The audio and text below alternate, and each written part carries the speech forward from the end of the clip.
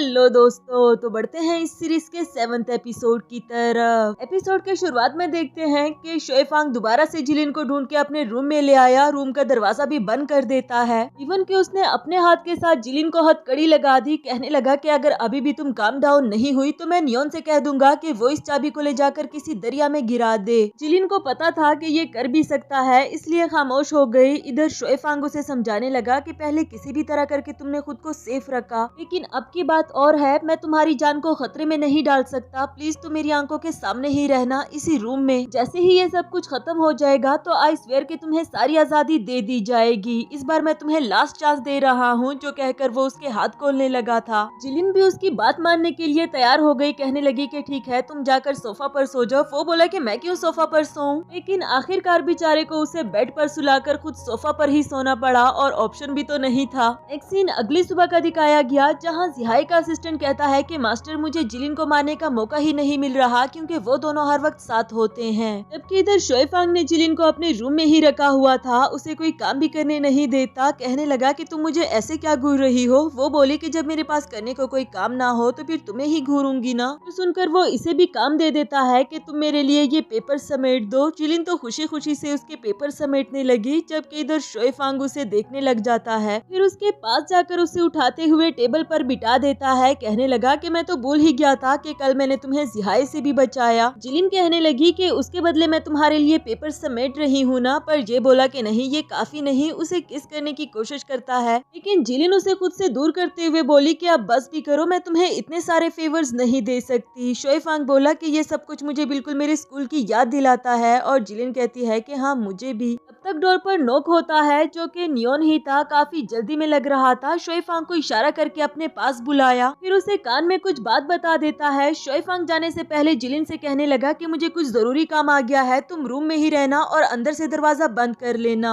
इस पर जिलिन ने भी ठीक है कह दिया, लेकिन उन लोगों के जाने के बाद जब जिलिन यहाँ पर बैठ गई तो डोर पर नॉक होता है। पूछने पर पता चला कि वो बड़ी रानी माँ थी, जो इसे अपने साथ बाहर बुला रही थी कुछ बात करने के लिए। नेक्स्ट सीन में उनके साथ बाहर चाय पीते हुए पूछने लगी कि बड़ी रानी माँ, आप मुझसे क्या कहना चाहती थी। वो बोली कि जिहाई तुम्हें अपने साथ बाहर ले जाना चाहता है। दूसरी तरफ से जिहाई भी पहुंच आया और जिलिन समझ जाती है कि ये सब कुछ सिर्फ एक प्लान था। वो रूम में भागने ही वाली थी, लेकिन इससे पहले ही जिहाई ने उसे पकड़ लिया। ग्रैंडमा कहने लगी कि जिहाई भी मेरा ही पोता है, अगर वो तुम में इंटरेस्टेड है तो तुम्हें उसके साथ जाना चाहिए। मगर उनको जिहाई के इरादे थोड़ी ना पता थे। जिलिन कहने लगी कि आप ऐसा नहीं कर सकती, आप शोएफांग को क्या जवाब देंगी। तो वो कहती है कि वो मेरा पोता है, मैं उसे संभाल लूंगी। जिसके बाद जिहाई उसे अपने साथ ले जाने लगा, लेकिन जैसे ही वो उसे लेकर बाहर पहुंचा तो बाहर शोएफांग अपने आर्मी के साथ पहले से ही खड़ा था, क्योंकि उसे कुछ न कुछ अंदाजा हो गया था। जिलिन भी उसे देखकर फौरन से इसे अपना हाथ छुड़ाकर उसके पास पहुंच गई। शोएफांग बोला कि जिहाई, शायद तुम्हें पहले मेरी बातें समझ में नहीं आई, लेकिन आज मैं तुम्हें अच्छे से समझा देता हूँ।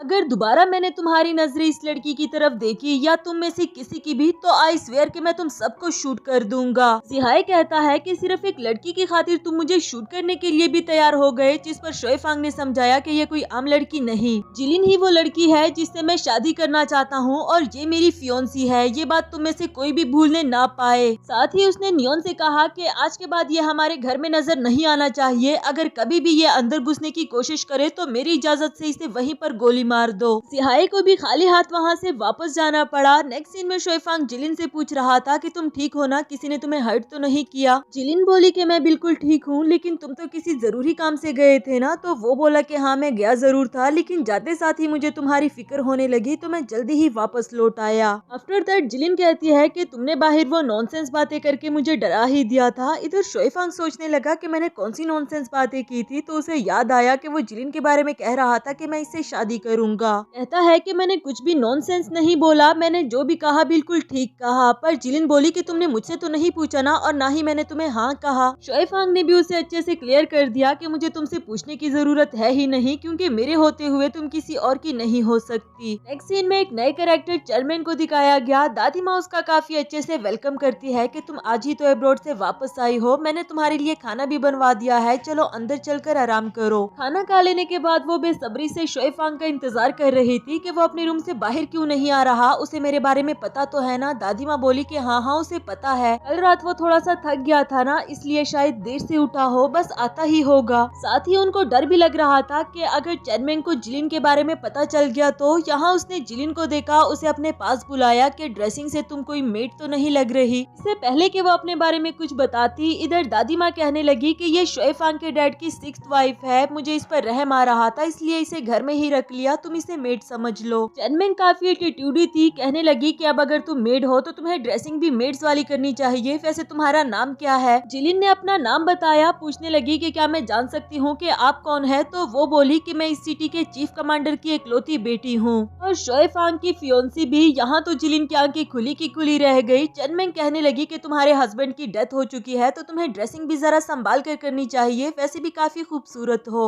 जिलिन ने उसे मुंह पर जवाब दे दिया कि मेरी ड्रेसिंग से तुम्हारा कोई लेना देना नहीं, लेकिन चेनमेंग उसे थप्पड़ मारते हुए कहती है कि तुम मेरे साथ जबान लड़ा रही हो। दादी माँ, आपको अपने नौकरों को अच्छे से मैनर्स सिखाने चाहिए, फिर कभी चाय पीने के लिए आऊंगी, अब चलती हूँ, जो कहकर गुस्से में वहाँ से जाने लगी। चेनमेंग की बातों से जिलिन को कोई फर्क पड़ा हो या नहीं, लेकिन ये उसके लिए बहुत दुख की बात थी कि वो शोएफांग की फियोंसी है। नेक्स्ट सीन हॉस्पिटल का दिखाया गया, जहाँ नियोन खुद ही चेंग को गार्ड कर रहा था। हॉस्पिटल का स्टाफ उसके लिए खाना लेकर आता है, जिसके लिए डोर ओपन कर दिया गया, लेकिन असल में वो स्टाफ मेंबर जिहाई के साथ मिला हुआ था। वो यहाँ चेंग को मारने के लिए आया होता है और बहुत ही आसानी के साथ उसे मार डाला। उसके वापस चले जाने के बाद ही नियोन को होश आया कि ये आदमी दिखने में कुछ ठीक नहीं लग रहा था। फौरन से अंदर जाकर चेंग को चेक करता है और उसे पता चला कि ये तो मर चुका और अब तक तो वो आदमी भी यहाँ से बहुत दूर निकल चुका था। नेक्स्ट सीन में जब शोएफांग अपने रूम में आया तो फिया वहाँ पहले से ही बैठी हुई थी। कहने लगी कि मैं अपने नेफ्यू के बारे में बहुत परेशान हो रही हूँ, मुझे पता चला कि तुम उसे गार्ड कर रहे हो, प्लीज मुझे उससे मिलने दो। शोएफांग बोला कि अब वो खतरे से बाहर है और उसे होश भी आ चुका, लेकिन फिलहाल उसे मिलने की इजाजत किसी को भी नहीं। और ये सारी बातें यहाँ बाहर ही कड़ी जिलिन ने भी बाय चांस सुन ली। उसे समझ नहीं आती कि आखिर शोएफांग ने उसे इतनी बड़ी बात क्यों छुपा कर रखी कि चेंग को होश आ चुका। देखने के लिए वो खुद ही हॉस्पिटल पहुँच आई, जहाँ उसे पता चला कि जिस चेंग से वो मिलने के लिए आई है वो तो कुछ देर पहले ही मर चुका। अब तो उसे ये लग रहा था कि शायद शोएफांग ने मुझे धोखा दिया। शोएफांग भी यहाँ पहुँच आया था। जैसे ही उसे चेंग की मौत के बारे में पता चला, जिलिन उसे ऐसे देख रही थी जैसे वो उसे अपनी आंखों से ही खा जाएगी। पूछने लगा कि तुम यहाँ पर क्या कर रही हो? मुझे माफ कर दो कि मैं चेंग को प्रोटेक्ट होने में फेल हो गया हूँ, किसी ने उसे मार दिया है। ऐसा लगता नहीं कि उसे इसकी बात का यकीन आ गया हो, क्योंकि पूछने लगी कि ऐसा कैसे हो सकता है, तुम्हारे आदमी उसे प्रोटेक्ट कर रहे थे और फिर भी किसी ने इसे मार डाला। इसका जवाब तो शोएफांग के पास भी नहीं था। कहने लगा कि कल सुबह मैं तुम्हें किसी खास जगह पर लेकर जाना चाहता हूँ। नेक्स्ट सीन अगली सुबह का दिखाया गया, जहाँ वो जिलिन को बुलेट ट्रेनिंग सेंटर लेकर आता है, लेकिन उसका मूड काफी ऑफ लग रहा था। उससे पूछने लगा कि क्या तुम चेनमेंग के बारे में परेशान हो? आई स्वेयर कि मैं उससे तो क्या बल्कि किसी भी और लड़की से शादी नहीं करूंगा। फिर भी जिलिन का मूड ऑफ था। खैर अब वो क्या ही कर सकता था जब जिलिन खुद ही नहीं बता रही। उसे एक स्मॉल साइज की पिस्टल दिखाता है कि ये मैंने स्पेशली तुम्हारे लिए प्रिपेयर करवाई, मैं तुम्हें प्रोटेक्ट करना चाहता हूँ, लेकिन तुम जिद्दी भी बहुत हो, मुझसे पूछे बगैर कहीं भी चली जाती हो, इसलिए मैं चाहता हूँ कि तुम खुद ही पिस्टल चलाना सीख लो। जो कहने के बाद वो जिलिन को पिस्टल पकड़ाकर उसका हाथ पकड़ते हुए उसे एक फायर करवाता है और सिखा रहा था कि किस तरह से तुम इससे फायर कर सकती हो।